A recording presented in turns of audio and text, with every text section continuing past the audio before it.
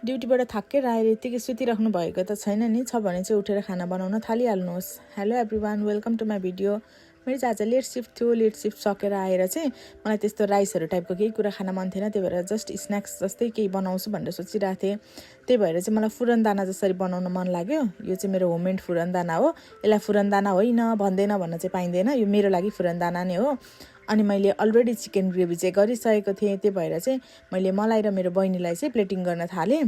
अनि टमाटरको अचार पनि बनाएँ चट्ट। अब फुरनदाना र चिकन मात्र अलिकति खल्लो खल्लो फिल भयो क्या, यसलाई के मिलेन जस्तो लागेर चाहिँ मैले थोरै अचार पनि बनाएँ। फत्काको अचार, चिकन अनि लाइक फुरनदाना भइसके पछाडि त टक्क भइहाल्यो।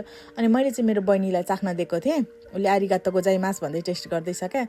अनि कस्तो भयो भनेर भनेको चाहिँ एकदमै मिठो भएको छ भनेर भन्दै थियो।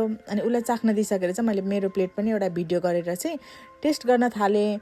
अनि कामबाट थाकेर आइसके पछाडि चाहिँ मिठो खाना बनाएर खाए पछाडि चाहिँ शरीरको थकान सकान चाहिँ यत्तिकै जान्छ क्या। त्यो भएकोले गर्दाखेरि चाहिँ आएर ड्याङ्ग लडिहाल्ने होइन क्या, केही बनाएर खानुपर्छ। सधैँ बाहिरको खानाले मात्र पनि राम्रो हुँदैन। त्यही हो। Thanks for watching my video. एकदम बब्बाल मिठो भएको थियो।